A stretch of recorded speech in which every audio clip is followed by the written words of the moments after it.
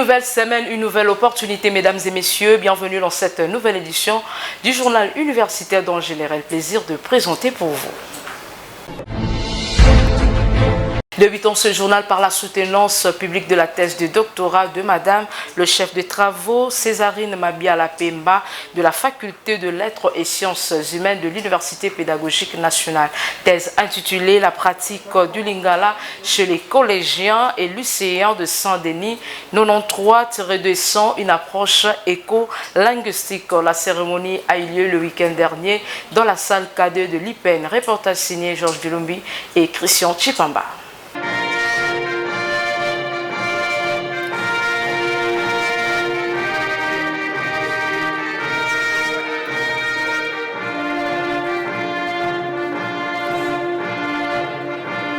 Publiquement, sa thèse de doctorat intitulée La pratique du lingala chez les collégiens et lycéens de Saint-Denis 93-200, approche écolinguistique.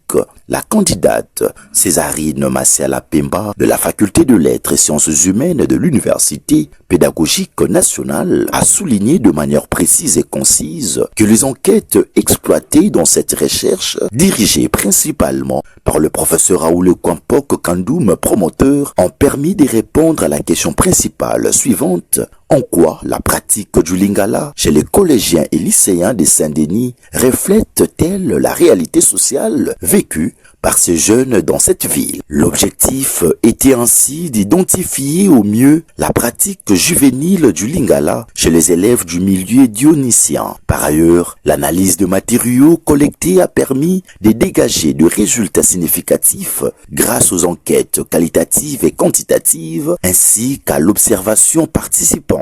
La récipiendaire a conclu son argumentaire en relevant que le résultat obtenu reste modeste face à l'immensité d'un travail relevant de la sociolinguistique africaine, discipline qui exige une forte transdisciplinarité. Elle a souligné que les langues africaines qui ont un besoin urgent de promotion pour un meilleur rayonnement, à l'instar du lingala, méritent pleinement leur place dans la mondialisation actuelle. Cet exposé de haute tenue scientifique a laissé place à l'évaluation du travail et à la délibération du jury à huis clos. À l'issue de celle-ci, Madame Césarine Mabiala Pemba, chef des travaux, a été proclamée docteur à thèse avec la mention grande distinction, motif de son couronnement par le secrétaire général à la recherche de l'UPEN pour la jouissance de son nouveau grade. En sortant de la salle, la lauréate, désormais docteur en lettres et civilisation africaine, a précisé ce qui suit. J'ai essayé de voir comment l'environnement de Saint-Denis, comment les langues qui existent déjà à Saint-Denis et comment les collégiens et lycéens originaires lingalaphones ou non lingalaphones pratiquent les lingala. Il y avait déjà une enquête qui avait été faite, l'enquête Théo, qui a montré que les lingala étaient déjà parlés à Saint-Denis, disons en France. Mais moi, je suis allée pour voir quelles sont les retombées du fait de parler les lingala dans la société et dans l'environnement où vivent ces collégiens et ces lycéens. Les retombées, c'est que tout ce qui se passe dans la société a un impact sur les lingala. Il y a eu des glissements phonologiques, il y a eu des glissements sémantiques à cause du milieu, à cause de l'environnement qui est Saint-Denis. Je recommande à la population de promouvoir la langue lingala parce que même en dehors du pays, les personnes veulent bien parler lingala. Dans l'enquête, j'ai pu constater qu'il y a même des personnes qui ne sont pas lingalaphones qui apprennent le lingala et qui essayent de parler, d'échanger en lingala. Donc c'est une langue qui devient aujourd'hui, par exemple à Saint-Denis, une langue d'interconnexion. Les personnes qui vendent, même s'ils ne sont pas lingalaphones, sont tentées de dire Yaka Kosomba, Eza Kitoko, Yaka Kopona. Donc en disant cela, on se rend compte que cette langue essaie aussi de lier les populations.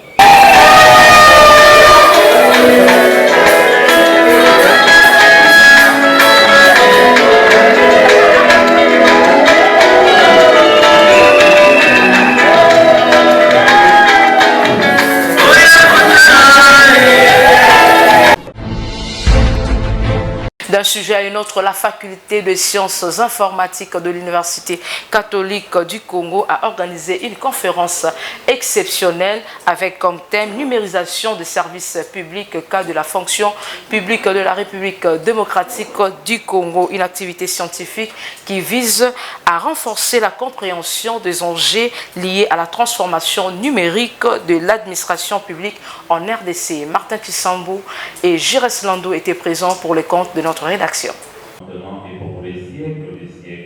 Cette activité scientifique vise à approfondir la réflexion sur les enjeux, opportunités et défis liés à la transformation numérique de l'administration publique congolaise, organisée par la Faculté des sciences informatiques de l'Université catholique du Congo sous le thème « La numérisation des services publics, cas de la fonction publique de la République démocratique du Congo ». Dans son mot d'ouverture, la professeure Odette Sangopamba, doyenne de la dite faculté, a salué la mobilisation des participants tout en rappelant l'importance de telles rencontres pour accompagner les efforts de modernisation des institutions publiques. C'est un immense honneur et un grand plaisir pour moi, en tant que doyenne de la faculté des sciences informatiques de l'Université catholique du Congo, de vous souhaiter la plus chaleureuse des bienvenues à cette conférence tenue en cette journée du 19 novembre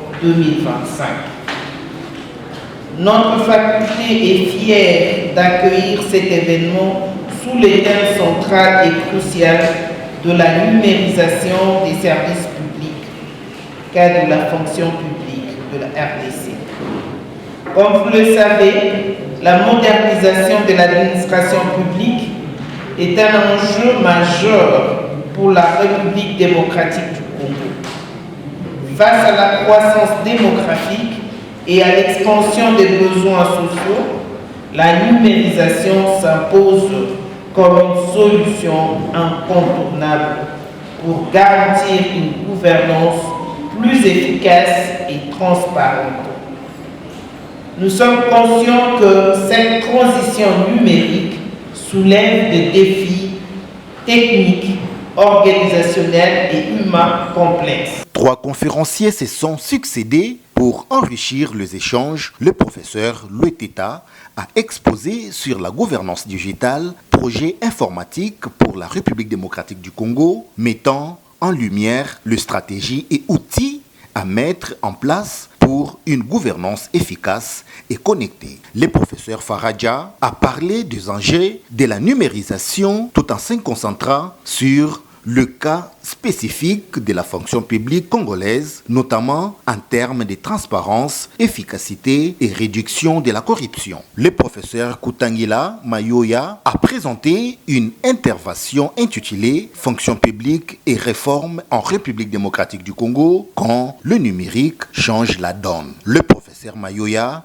a souligné les rôles du digital comme levier incontournable des réformes institutionnelles. Cette conférence s'inscrit dans la volonté de l'UCC de contribuer activement à la transformation numérique du pays.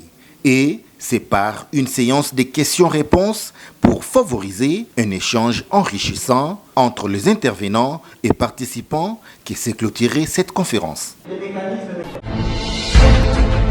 Parlons de la clôture de la foire entrepreneuriale et d'innovation que la coordination estudiantine de Leadership Academia University a organisée du jeudi 20 au vendredi 21 novembre 2025 dans l'enceinte de cette alma mater.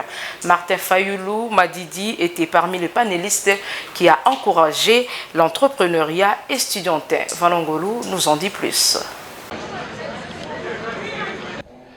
Cette deuxième journée de l'exposition entrepreneuriale et de l'innovation, organisée par la coordination estudiantine de Leadership Academia University, LAI, a connu un temps fort la participation de l'opposant politique congolais Martin Fayoulou Madidi.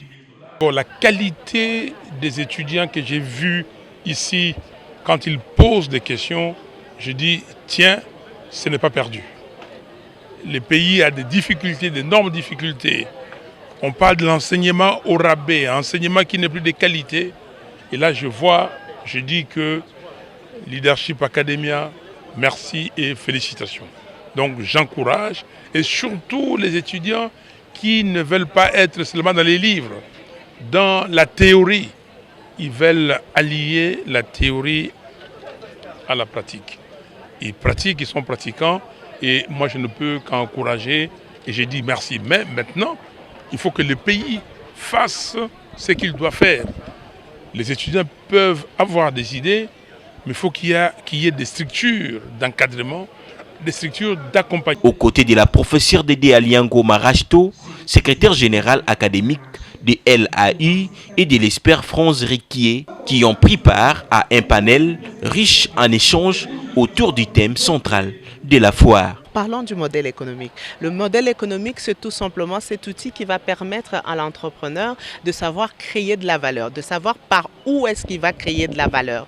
Et généralement, Canva nous propose 9 cases qu'il faut regarder. Par exemple, quand vous créez une entreprise, vous allez vous poser la question, c'est avec quel partenaire que je vais travailler ? Ou alors, quelle est ma proposition de valeur? Qu'est-ce que je propose au marché? Ça répond à quel besoin et ça crée quelle valeur? Vous pouvez regarder les clients, la concurrence, les revenus, les coûts, la structure de coûts, le marketing. Tout ça, ça rentre dans votre modèle économique, donc le business model, et ça vous permet de créer de la valeur. Et c'est à l'issue des discussions, la coordination estudiantine, représentée par l'étudiant Evoloko, ministre de l'entrepreneuriat, a annoncé le lancement officiel du club des entrepreneurs de l'AIU. L'occasion également de remercier les comités de gestion, le partenaire et l'ensemble des étudiants pour la réussite de cette première édition. Bon, vous remarquerez qu'aujourd'hui, les étudiants ont tendance à entreprendre. Et aussi, vous remarquerez que le président de la République avait demandé aux jeunes de créer de l'emploi et de se battre pour un avenir meilleur pour notre pays. Alors nous avons décidé dans notre université, au sein de notre comité, d'encourager et de promouvoir l'entrepreneuriat. Et à travers cette activité dénommée LAU Expo 2025, qui est la première, et nous espérons que ce ne sera pas la dernière, afin de mettre en avant nos étudiants, ou encore les autres étudiants, parce que nous étions ouverts à un public plus large, de les permettre de participer, de se vendre et de montrer l'entrepreneuriat et la volonté des étudiants aujourd'hui que nous avons. Les exposants, quant à eux, se réjouissent du succès de la foire qui leur a offert une visibilité importante et la possibilité de présenter leurs produits et services au grand public. En tout cas, merci beaucoup. Je suis là depuis 3 ans maintenant. Et ça fait plaisir de voir que vous valorisez les entrepreneurs qui étudient. La visite des différents stands par les invités des marques est venue clôturer cette exposition dans une ambiance de satisfaction générale, encourageant ainsi l'esprit d'initiative et la créativité estudiantine. De l'autre côté, la coordination estudiantine de l'Université Simon Kimbangu en partenariat avec la Fondation internationale communautaire Association FINCA en sigle ont organisé le jeudi dernier une conférence formation sur l'éducation financière. L'objectif était de booster les étudiants de l'ISK à la gestion de leurs revenus afin de garantir un bon futur. Jérès Landou pour les images. La salle de 3 de l'Université Simon Kimbangu a été le lieu de cette conférence formation centrée sur l'éducation financière, organisée par la coordination estudiantine de cet établissement en partenariat avec l'institution microfinance dénommée FINCA dans le but de sensibiliser les étudiants de l'USK à la meilleure gestion de leurs finances personnelles. FINCA joue un rôle crucial dans l'émergence économique de la République démocratique du Congo, a déclaré M. Néhémie Kiassi dans son speech. FINCA est une institution financière fiable et digne de confiance parce que nous octroyons des services financiers à la hauteur du besoin et de la demande du public congolais, dans le sens où, à partir de FINCA, vous pouvez obtenir n'importe quel montant du crédit que vous souhaitez et vous pouvez obtenir un compte bancaire selon les moyens les plus simples, de manière sécurisée et très pratique. Et l'intervention de M. Pompon Kalinga et Dimitri Ebena ont mis en lumière de principes fondamentaux de l'éducation financière. L'éducation financière, c'est l'ensemble de notions ou connaissances qui nous aident à gérer sagement notre argent. Et c'est pour cette raison-là que nous nous sommes présentés aujourd'hui devant la communauté estudiantine de l'USK pour parler des notions qui composent l'éducation financière, entre autres les budgets, l'épargne, le crédit, ainsi que la négociation financière, tout en frôlant un tout petit peu sur le service financier numérique.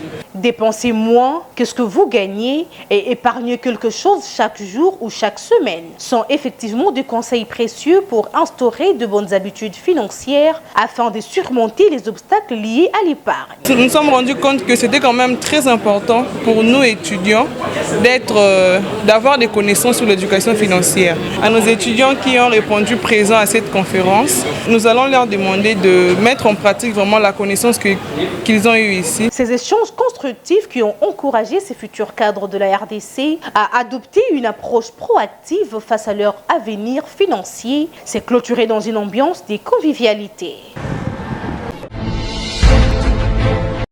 Changement de chapitre à présent, assainissement de la ville. Province de Kinshasa, collecte et transformation des déchets urbains. C'est le thème de la matinée scientifique organisée à l'Institut supérieur d'architecture et d'urbanisme dirigé par le professeur Jean-René Mpourou Mazembe. Cette messe scientifique a eu lieu le week-end dernier au sein de cet établissement universitaire. Laetitia Kapinga et Jérès Landou pour les détails. La question de l'assainissement de la ville de Kinshasa, capitale de la République démocratique du Congo, était au centre de cette matinée scientifique tenue le week-end dernier à l'Institut supérieur d'architecture et d'urbanisme, ISAU en sigle, dirigé par le professeur ordinaire René Mpourou Mazembe. Placé sous les thèmes assainissement de la ville de Kinshasa, collecte et transformation des déchets urbains, cette rencontre académique avait pour objectif principal de soulever la problématique des inondations récurrente à Kinshasa en lien direct avec la mauvaise gestion des déchets urbains. 4 orateurs des renom issus du milieu universitaire ont partagé leurs réflexions et expériences devant un public composé d'étudiants, chercheurs et professionnels du domaine. Le professeur Mbiei Emmanuel de l'université de Kinshasa a ouvert la série des interventions en exposant sur la problématique de l'assainissement et de la gestion de déchets pour une approche participative. Il a souligné l'urgence d'impliquer les citoyens et les institutions locales dans un processus inclusif. Ensuite, le professeur Joël Ipara, également de l'UNIKIN, a abordé les déchets et l'hygiène à Kinshasa à travers une approche socio-anthropologique des écogènes, mettant en lumière le comportement collectif et individuel face aux pratiques d'assainissement. Le professeur émérite Kaleka de l'ISAU a quant à lui présenté une expérience concrète de gestion des déchets ménagers à Kindele, témoignant de l'impact possible des initiatives locales dans l'amélioration du cadre de vie. Enfin, le professeur Nzuzi Lelo de l'université de Kinshasa a clôturé les échanges en insistant sur l'intérêt pour l'architecture dans la gestion des déchets, plaidant pour une intégration systématique de cette dimension dans le projet urbain. Satisfait du déroulement de cette messe scientifique, le directeur général de l'ISAU place un mot. Cette rencontre d'aujourd'hui est la suite d'une longue étape où nous avons commencé pendant l'année comme cycle de conférences pour aboutir à la journée d'aujourd'hui. L'objectif est fixé dans la mesure où nous étions d'abord préoccupés, et comme toujours, sur les problèmes relatifs aux inondations de la ville de Kinshasa. Kinshasa, c'est une ville qui est sous eau à chaque fois. Mais aussi, le deuxième objectif était de rechercher pour Kinshasa la question posée par les déchets, les multiples déchets qui sont produits dans la ville. Et la séance d'aujourd'hui était de chercher à quantifier, à montrer l'importance de la quantification, à montrer l'importance de la population de la ville de Kinshasa qui dépasse certains pays ou qui égalise à la population de certains pays d'Afrique. Donc, il y a une forte production de déchets que l'on doit gérer. C'est pour cela que nous avons voulu que l'ISAU réfléchisse sur les inondations et sur les déchets afin de sortir avec des recommandations importantes que nous allons devoir déposer auprès de l'hôtel de ville. Nous ici, nous gérons la ville. L'ISAU, l'Institut supérieur d'architecture et d'urbanisme, nous bâtissons la ville, nous réfléchissons sur la ville. Notons que cette activité s'est clôturée dans une ambiance académique.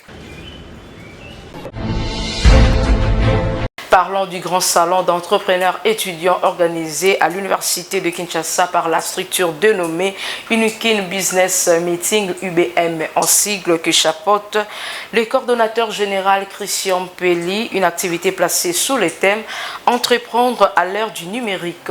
La cérémonie de cette activité a eu lieu au chapiteau de l'Unikin. Opkiakou et Silver Salabiakou étaient présents pour les comptes du journal universitaire.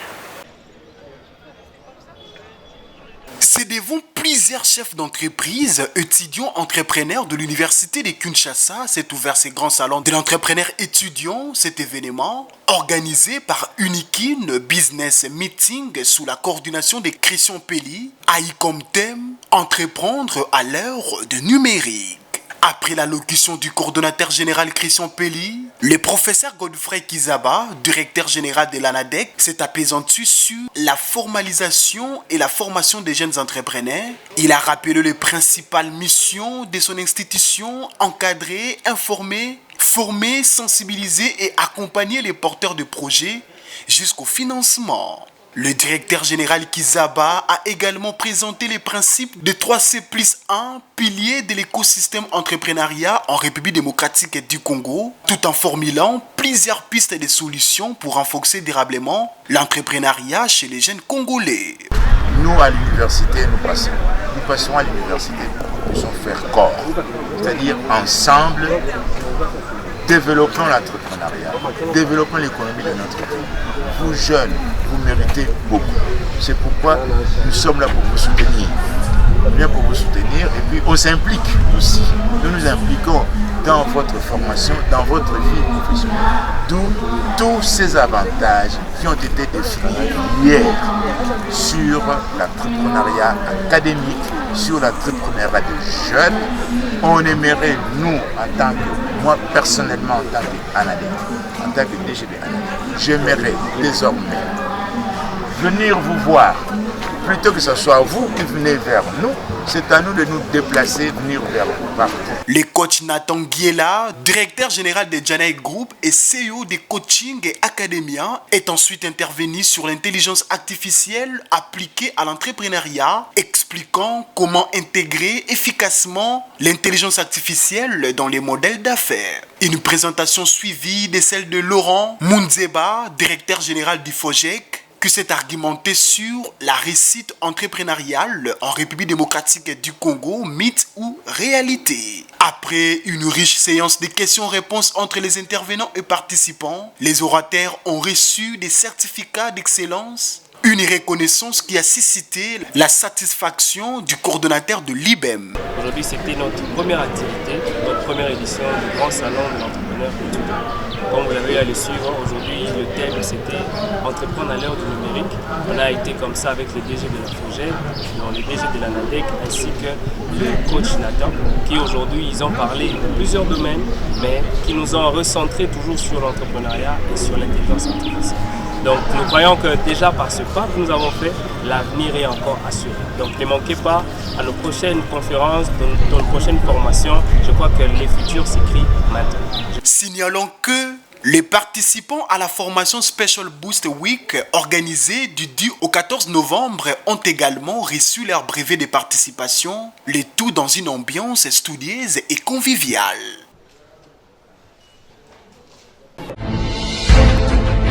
Les clubs de gynécologie obstétrique et autres initiatives et départements de formation continue en partenariat avec FISPRO ont organisé une journée d'enseignement post-universitaire sur la prise en charge de fistules obstétricales en RDC. Cette session scientifique a eu lieu le samedi dernier dans la salle Virunga au ministère de l'Intérieur. Gérard Landou pour les images. La salle Virunga du ministère de l'Intérieur a connu un moment fort en matière d'enseignement post-universitaire, une activité organisée par le club de gynécologie obstétrique en partenariat avec FISPRO sur la prise en charge des fistules obstétricales en République démocratique du Congo. Le docteur Ali Machala Bangambe a ouvert la session par le mot de bienvenue suivi des interventions éclairantes du docteur Eloge Ilunga et du docteur Lucien Wasingwa. Ils ont abordé des sujets cruciaux comme le facteur des risques, les mécanismes physiopathologiques ainsi que la prévention et les techniques chirurgicales des réparations obstétricales. On peut retenir que la fistule obstétricale est encore un problème de santé publique dans notre milieu. Elle n'est pas encore éradiquée comme dans les autres cieux et que dans l'objectif 2030, on doit réduire les fistules obstétricales jusqu'à 30% dans le but de les éradiquer finalement comme ailleurs. Pour ça, on doit connaître les facteurs de risque, on doit agir sur la prévention, mais on doit au niveau gouvernemental établir des programmes nationaux de lutte véritablement contre ce fléau et former des chirurgiens de la fistule dans différents coins de la République pour réparer correctement lorsque celle-ci est arrivée. Donc, la session d'aujourd'hui n'était pas de former des médecins pour faire la chirurgie des fistules, mais plutôt pour diagnostiquer et faire la sensibilisation pour que les femmes ne restent plus dans la communauté sans aucun traitement et pourtant qu'il y a un traitement disponible et gratuit au centre hospitalier Bolamu dans la commune de Mongafula. Les allocutions ont été enrichies par des démonstrations pratiques et des retours d'expérience favorisant une interaction entre professionnels de santé et participants. La cérémonie de remise des brevets a conclu cette session scientifique dans une ambiance conviviale, récompensant ainsi l'engagement de ces médecins et autres personnalités. Aujourd'hui, il était question de réunir toutes les compétences. Vous remarquerez avec moi qu'on avait réuni des gynécologues, des rénaux obstétriciens, des anesthésistes, des sages-femmes, des étudiants en médecine pour parler d'un sujet très capital, très important. Il s'agit de la prise en charge des fistules en République démocratique du Congo. La fistule obstétricale n'est pas de la sorcellerie, comme beaucoup peuvent le penser. C'est une maladie, comme toute autre maladie, mais qui peut être traité si on le découvre à temps. Soulignons la présence de nombreux partenaires qui ont profité de l'occasion pour présenter leurs produits pharmaceutiques dans le but de contribuer à la prise en charge des patients en RDC.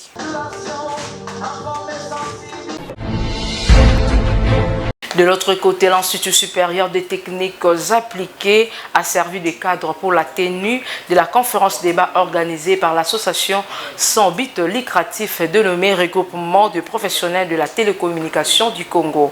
Une activité qui a eu comme thème vers un ordre professionnel de télécommunications en RDC. Opkiaku et Nene Wambenga pour les détails. Et c'est devant plusieurs étudiants des différentes facultés de l'Institut supérieur des techniques appliquées que s'est ouverte cette conférence et débat ayant comme thème principal vers un ordre professionnel des télécommunications en RDC, une organisation de l'ASBEL, regroupement des professionnels de la télécommunication du Congo, RPTC en sigle, que dirige le président fondateur Postérité Moutouani Ekwa. Tout a commencé par les mots des circonstances du coordonnateur des étudiants de l'Institut supérieur des techniques appliquées Dave Anguetti, suivi instantanément de l'intervention de l'assistant Armand Moqueux sur le développement capteur sans fil longue range pour le développement de la technologie de transmission. À son tour, le deuxième intervenant, Postérité Moutouani, président de cette ASBEL, s'est entretenu avec l'assistance sur l'ordre professionnel de télécommunications, tout en appelant cette dernière à la détermination, enfin, de construire un corps professionnel uni pour combattre la vulnérabilité et tous les maux qui rongent la profession de la télécommunication. Spécialement aujourd'hui, à l'ISTA, nous sommes venus pour une conférence débat auquel on avait convié les étudiants qui évoluent dans les télécoms et réseaux pour qu'on puisse les présenter d'abord la structure RPTC et puis ensuite leur présenter notre projet de l'ordre qu'on a dénommée ONU-TPR. C'est aussi une journée auquel on a lancé un comité incidentin RPTC-ISTA, dont notre coordinateur Dave Angeti. Ça n'est suivi d'une série de questions et réponses entre les participants et les intervenants. Motif de joie pour les coordonnateurs des étudiants de l'ISTA de placer un mot. Nous félicitons aussi l'ASBEL pour cette organisation, surtout qu'ils ont choisi l'ISTA, c'est parce que ici, il y a certes les ingénieurs et c'est là où on encadre les ingénieurs, surtout dans les domaines de télécommunications. Il convient de noter que cette initiative sera réalisée dans plusieurs établissements universitaires dans le cadre de promotion environnementale, de travail sain et une gestion éthique de professionnels de la télécommunication en République démocratique du Congo. C'est ici que s'achève la grande édition du journal universitaire. Mesdames et messieurs, merci de prêter attention à notre présentation derrière la caméra. Silver Salabiakou, réalisée par Emmanuel Lema, toujours sous la coordination de l'honorable André Mouchongo Machara. Quant à moi, je vous dis au revoir et excellente semaine à tous.